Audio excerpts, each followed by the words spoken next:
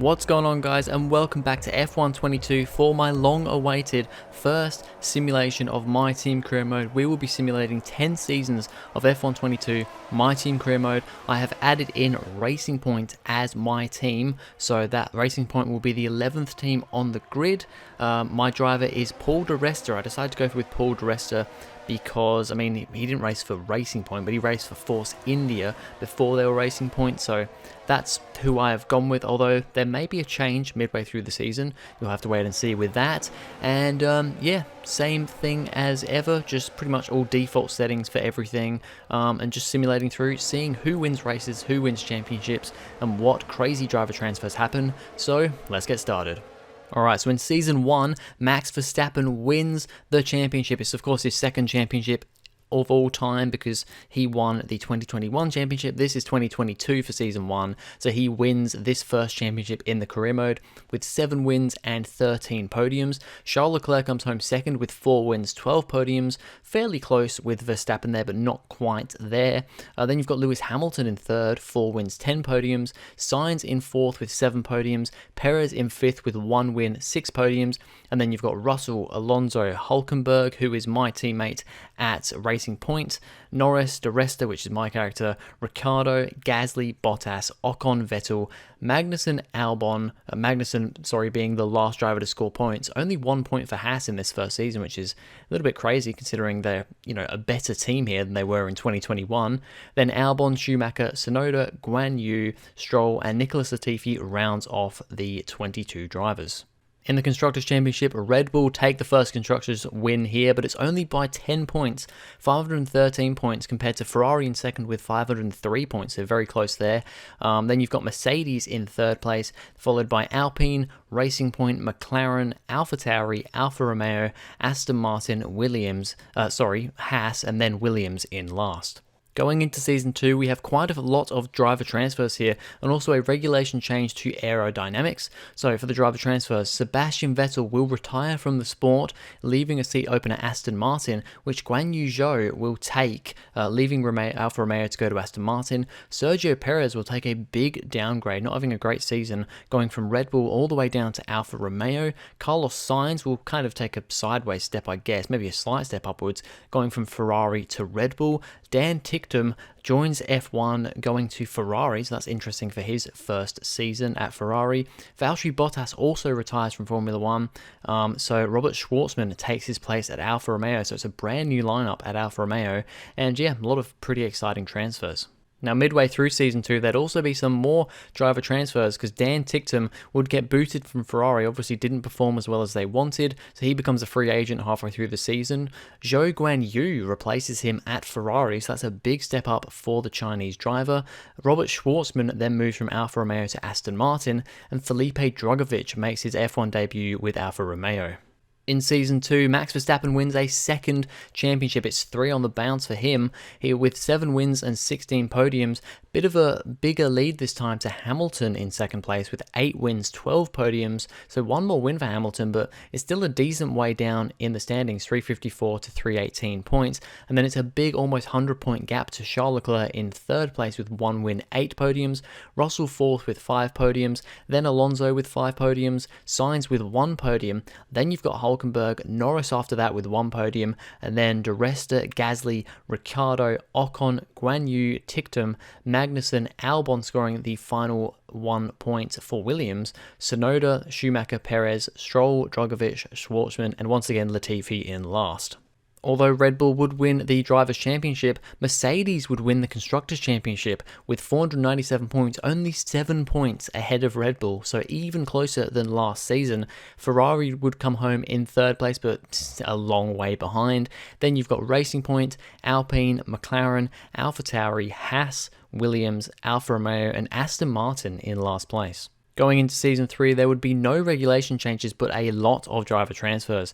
Nico Hulkenberg would retire from the sport, leaving Racing Point. Sergio Perez would take his spot, moving from Alfa Romeo to Racing Point. Dan Ticktum returns back to Formula 1 again, this time though, not with Ferrari, but with kind of the somewhat junior Ferrari team, not really, but kind of. Alfa Romeo, Daniel Ricciardo would retire from the sport from McLaren. That means Fernando Alonso would move from Alpine back to McLaren again, so he's at one of his old teams back at McLaren. Mick Schumacher would make the jump from Haas to Alpine. Felipe Drugovich would move from Alfa Romeo to Haas, and then Jehan Daruvala would enter Formula One in Alfa Romeo. Season 3, and it would be another championship for Max Verstappen. He is dominating at the moment, although this time it's a very, very close championship once again. Closest one so far. 8 wins, 12 podiums, 320 points for Verstappen. 5 wins, 13 podiums, and 310 points. Only 10 points behind Lando Norris in second place. This would be a very good season for McLaren, as I think they would come really good at the end of the season. Norris picking, I think, 5 of his wins, all 5 of his wins in like the last 6 or 7 races. Alonso would also get 1 win and 10 podiums in third for McLaren. Then you've got Sainz, 1 win, 7 podiums. Russell, 1 win, 4 podiums. Leclerc with 1 podium. Hamilton only getting 1 podium this season, so not great from him. And then Gasly, Perez, Schumacher, Guan Yu, Tsunoda, De Resta and Ocon scoring the final points. Magnussen, Albon, Drugovich, Ticktum, Latifi getting a bit further up here. Daruvala, Stroll and Schwartzman down the bottom because the Aston Martin was by far the slowest car this season. In the Constructors' Championship, we'd have a different winner again, even though Verstappen's won all 3 Drivers' Championships so far. 3 different teams have won the Constructors. This time, it's McLaren who take it by a considerable margin as well, 30-odd points there in first place. Then you've got Red Bull in second, Mercedes in third, big drop down to Ferrari in fourth, then AlphaTauri, Racing Point, Alpine, Haas, Williams, Alfa Romeo, and Aston Martin in last. Going into Season 4, there'd be a regulation change to chassis, powertrain, and durability, so a big shift up here. Lewis Hamilton would retire from the sport, leaving a very coveted seat at Mercedes, in which Oscar Piastri would take that seat, so that's an exciting prospect there. Oscar Piastri in the Mercedes. Sergio Perez would go from Racing Point to Aston Martin, and Lance Stroll from Aston Martin to Racing Point. In Season 4, we'd finally have a different Drivers' World Champion, and it would be George Russell in the Mercedes, taking 8 wins and 13 podiums with 330 points, but only finishing 8 points ahead of Lando Norris in second place, who once again, Lando Norris, the McLaren always seems to come good at the end of the season. They'd have a bit of a shaky start to the season, but then in the second half would really pull it back. But unfortunately, that's twice in a row now where Norris, it's not been good enough. Literally one more race and Norris could have probably won this championship, but he has to settle for second, 7 wins, 11 podiums. Verstappen in third with no wins this season, but 10 podiums. That's a big shift from Verstappen. Still finishes third though. Then Alonso with 5 podiums, Piastri with 1 win, 4 podiums, Stroll with 3 podiums, Sainz and Leclerc both with 1 podium. And then you've got De Resta, Gasly, Guan Yu, Albon, Tsunoda, Schumacher scoring the final point, Perez, Magnussen, Ocon, Ticktum, Latifi, Drugovich, Schwartzman, and Daruvala in last place. In the Constructors, it would be Mercedes that take a second Constructors' Championship for the season, but once again, all these things, Drivers' Championships and Constructors' Championships, are ridiculously close. Only 6 points between Mercedes and McLaren in second place there on 490 points. Then you've got Red Bull on 383. Not a great season from them, to be honest. Then you've got Racing Point, Ferrari, AlphaTauri, Williams scoring 7 points, so that's good for them. Alpine, Aston Martin jump up a little bit, but still no points. Haas, and then Alfa Romeo in last place. Going into Season 5, there'd be another big regulation change, this time to aero, powertrain, and durability. Although not a lot of driver moves, Lance Stroll going from Racing Point to Alpine, and Esteban Ocon going the other way from Alpine to Racing Point. There would, however, be some driver transfers mid-Season 5, with Oscar Piastri losing the seats at Mercedes and going down to Williams. Charles Leclerc would move from Ferrari to Mercedes. Obviously, Leclerc's not been able to do much in the Ferrari. The Ferrari has not been great so far in this career. So halfway through, he's decided to jump ship and go to Mercedes. And Alexander Albon will move from Williams and get the jump up to Ferrari. In Season 5, Verstappen's back on top with a 4th championship and a bit more of a lead here, although it's still pretty close between the top two. 9 wins, 13 podiums, and 346 points for Verstappen. Norris, once again, the runner-up. Still pretty close, not quite as close as the last 2 times, but still a close one for Norris. 4 wins, 13 podiums, 312 points.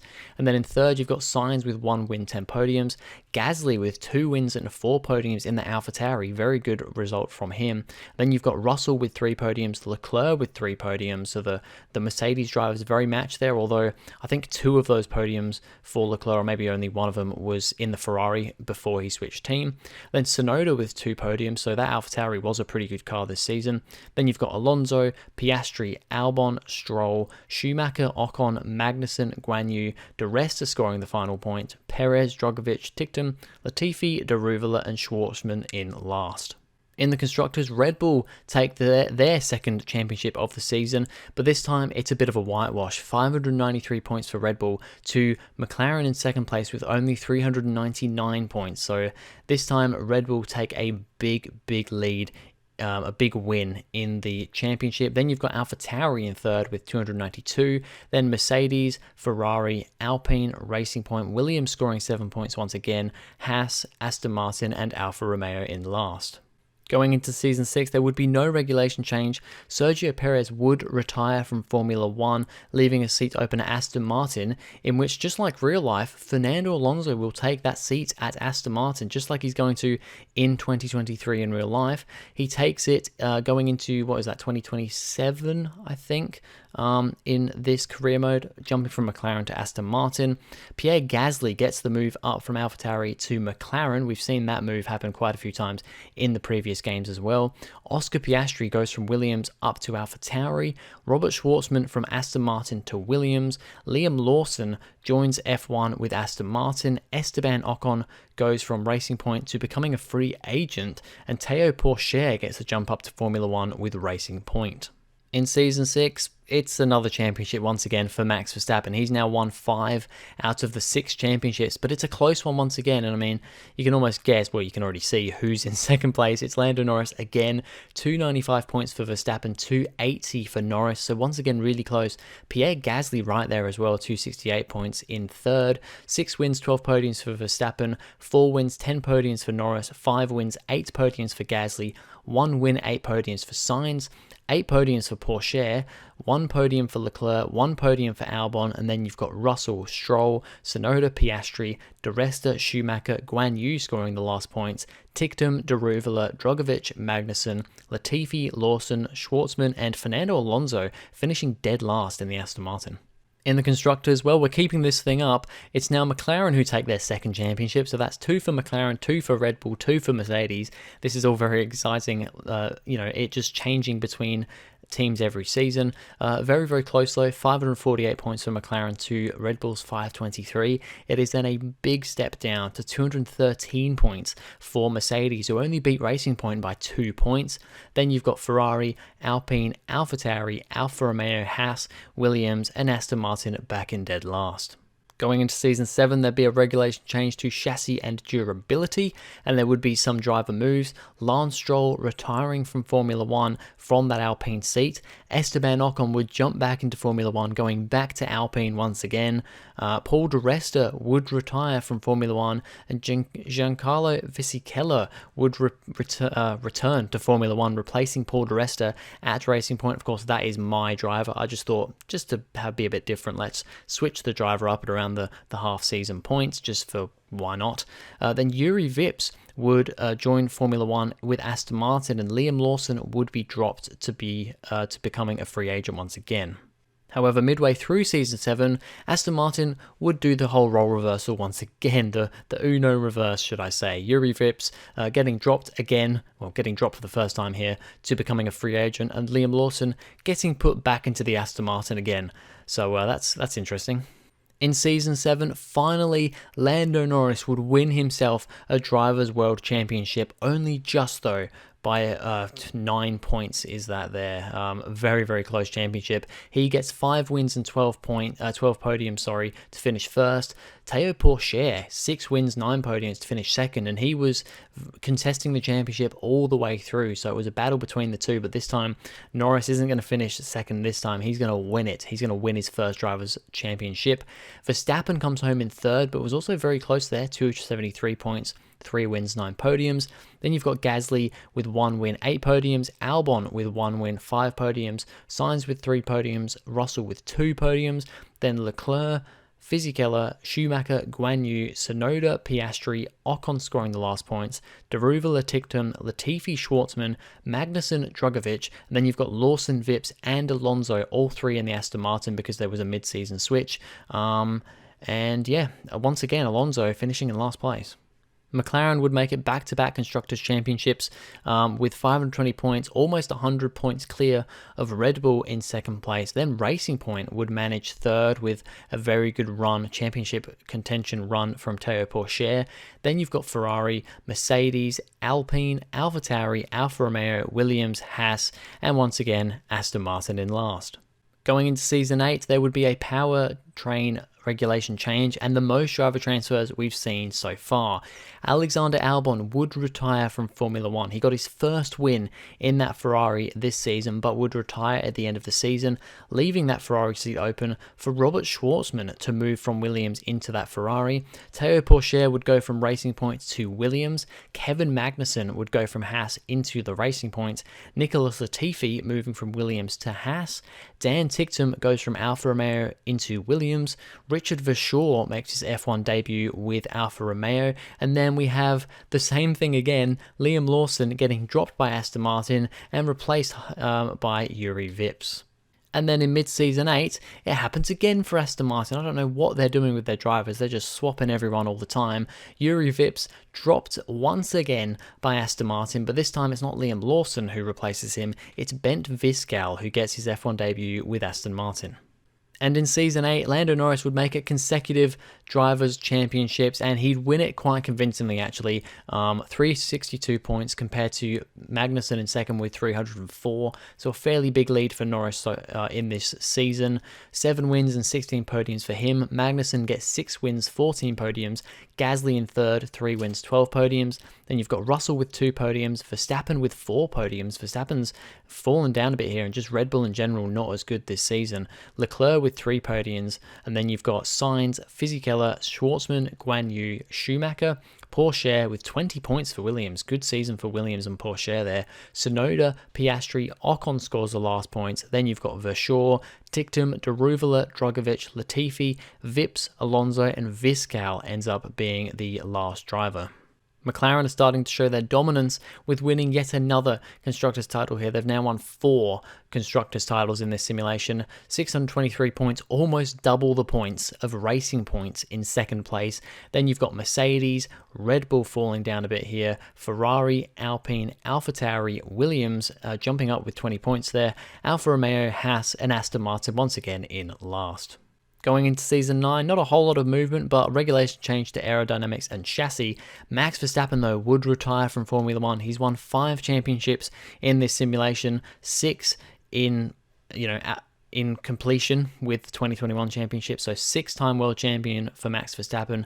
Very good career for him. He retires at the end of this season.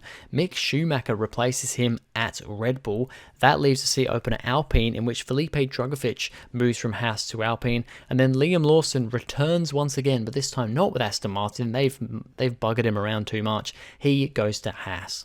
And in Season 9, it's a very close championship once again, but Lando Norris clinches it this time once more for 3 championships on the bounce for Norris. 6 wins, 15 podiums, 327 points. Magnussen, though, gave him a good run for his money. 7 wins, 13 podiums, 321 points, so only 6 points separating them in the end. You've then got Gasly with 1 win, 11 podiums, Schumacher with 1 win, 3 podiums, Russell with 2 podiums, Sainz 1 1 win, 2 podiums. Leclerc 1 podium, and then Fisichella, Schwartzman, Tsunoda, Piastri, Guan Yu manages to score 1 podium but finishes 12th in the standings. Drugovich, Ocon, Lawson 13 points for Haas, so that's pretty good from him, and Pourchaire another 8 for Williams. Then Verschoor the last point, Ticktum, Deruvala, Latifi, Viscal, and Alonso in last again. McLaren make it a 5th championship, Constructors' Championship, once again miles ahead of anyone else. Then you've got Racing Point, Red Bull, Mercedes, Ferrari, AlphaTauri, Alpine, Haas, Williams, Alfa Romeo, and Aston Martin. And going into the final season, season 10 of this career mode, unfortunately not a whole lot happens, no regulation change, and the only driver moves. Kevin Magnussen goes from Racing Point to AlphaTauri, and Yuki Tsunoda goes from AlphaTauri to Racing Point. And in Season 10, well, Yuki Tsunoda makes the most of his race-winning car and wins the championship. 10 wins, 14 podiums, and wins the championship by 46 points over Pierre Gasly, who actually is the lead McLaren this time around. 3 wins, 14 podiums. Norris, though, not far behind, 3 wins, 13 podiums. Then you've got Schumacher with 2 podiums, Leclerc with 1 podium, Russell, Fisichella with 1 podium, Sainz with 1 podium, Lawson, Drugovich, Piastri gets a podium, Guan Yu gets another podium, then Pourchaire, Ocon, Schwartzman, Magnussen, Verschoor the last points finisher, Ticktum, Latifi, Deruvala, Viscal, and Alonso for the final time in last place. And well, even though they didn't win the Drivers' Championship this time, McLaren still managed to win the Constructors quite convincingly over Racing Point in second, then Mercedes, Red Bull, Alpine, AlphaTauri, Haas with a great finish here in, what is that, P7, I think that is. Then you've got Ferrari, Williams, Alfa Romeo, and once again Aston Martin in last. So with all 10 seasons simulated, we have a look at the top 10 drivers of this whole career mode based on championships, wins, podiums. So Max Verstappen wins. He's the top driver of this 10 seasons with 5 World Drivers' Championships, 40 wins and 89 podiums. Lando Norris second with 3 World Championships, 41 wins, so 1 more win than Verstappen, and quite a few more podiums, 104 podiums for Norris, so that's pretty crazy. Tsunoda, 1 championship, 10 wins, 16 podiums. George Russell with 1 win, 1 championship, 9 wins, 33 podiums. Pierre Gasly with 15 wins, 57 podiums. Kevin Magnussen, 13 wins, 27 podiums. Lewis Hamilton, 12 wins, 23 podiums. Charles Leclerc, only 6 wins, 31 podiums for him, so that's pretty disappointing. Théo Pourchaire, 6 wins, 17 podiums. And Carlos Sainz in 10th place with 4 wins and 40 podiums. So that is this 10-season simulation done and dusted. This has taken me a lot longer than it should have to get done, but I mean, it's a very grindy thing to do, you know, not just having to simulate on the game, which is a lot quicker on this game than it was in the previous game and the previous game before that, but it still takes a long time to go through 10 seasons. You would have noticed that I only did 16 race seasons, not like the full 22. It just goes a bit quicker, and I think 16 is still enough races personally, so I'm going to keep doing that when I do more simulations. But yeah, it's not just the simulating on the game, it's all the photoshopping takes a long time as well and is a bit faffy, and generally you do it for an hour or two and then you kind of get a bit bored of it, get a bit distracted. So I've kind of grinded out this week to get it done, so we've got it done now, the video's here, and yeah, hopefully we'll definitely be doing another one of these soon. I don't know how soon, but let me know in the comments what teams you'd like me to enter into Formula 1 to do these simulations. But anyway, that's going to be it for this video, guys. Thank you very much for watching. If you enjoyed, please go ahead, like and subscribe, and I'll see you guys in the next video.